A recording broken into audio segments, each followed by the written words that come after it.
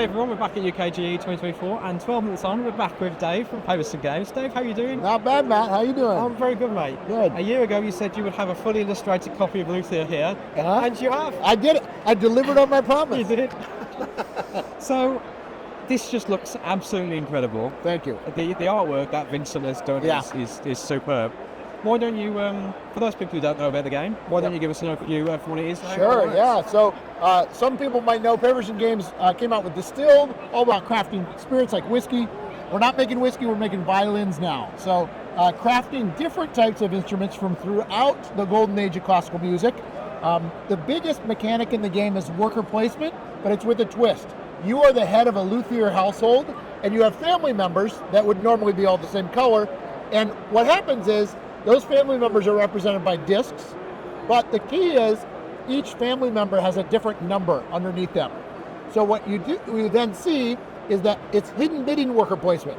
When I send a worker out on the board, I know it's the number 3, but Matt, you don't. Okay. Just like when you send one, I don't know what it is. Yeah. That's important because eventually, when we have a stack of them that we need to resolve, we lay them out on the board. The first one there goes here and then onward. We flip them over and we see the different numbers. Well, 3 got there first, but 4 has a higher value. So 4 jumps ahead to be able to have that selection first. So it's about your priority of your skill, what you send, as well as when you send it. Yep. What are you trying to do? You're trying to maybe make repairs to be able to place them into the orchestra. Maybe you're trying to perform, and when you perform, you're rolling dice, seeing what your performance is, and then also placing those in the orchestra. And then, of course, you're crafting instruments. That's the main part of the game, where you might take a harpsichord or perhaps a Baroque guitar, and you're trying to make that instrument. When you make that instrument, you also place it in the orchestra. The difference, though, is you find that location, you place it. So the Baroque guitar, for instance, would be right here.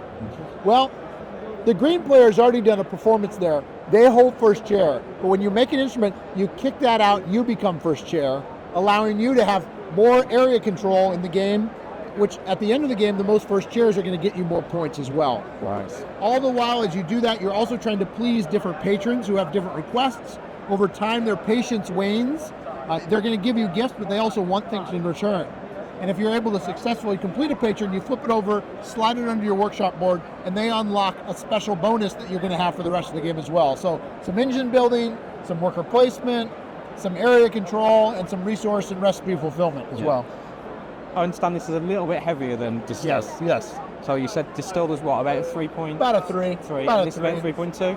I would say Distilled is a 3. This is probably a 3.5, 3.75. Oh, okay. Yeah. Cool. So it's ratcheted up a little bit. Lots of different things. You can climb different tracks, so you can go different strategy routes as well. Scoring awards unlocks things on your board too. So really a lot of depth of the game to explore different ways to win the game.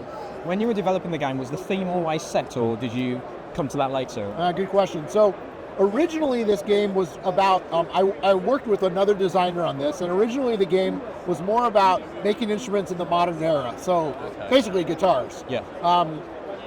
Having gone through some music museums, I realized the power of patrons and the beauty of instruments that they're crafted and the history behind them, and I wanted to bring it back to that area. So that was a conscious decision on my part to really set it in a kind of a romantic period, if you will. Okay.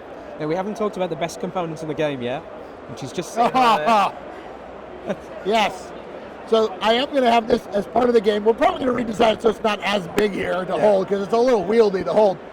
The reason we have this conductor's baton is because just like with Distilled, we have 2 rule books. One rule book's your standard rule book. The other one is what we call the rehearsal. What that does is it is a single round of the game that teaches the players all the rules of the game in one round. Well, the person that runs that is the conductor, so that they can point to different locations as you're playing the game. Yeah. So I figured I've got to have a baton in there for the conductor to use. Yeah. As someone who used that in Distilled, I can say that's a brilliant way to teach the game. I'm glad that that's continuing on. Yeah. So what's the plans to bring this to Kickstarter, and what sort of delivery timescales do you think you'll be looking at? Yeah, good question. So Kickstarter is going to be July 16th is going to be our launch date, so about 6 weeks from now. We are going to plan to have a couple different versions of the game. We're going to have a deluxe version, which is this big box here. That's going to represent the size mainly because I want to let people understand that there's going to be trays in the box right away from the get-go as far as Understanding Deluxe. Each player will have their own assortment of trays as well. Dual layer boards, as you can see, lots of wood, lots of screen printed wood as well. We're also going to do a standard version. We want to make sure that people that want an economical buy as well can still have the same gameplay experience at a more affordable cost. So we're going to have those. As far as delivery times, because we've worked so hard to get most of this finished, we're at about 85% of all art and graphic design finished, as well as component design too.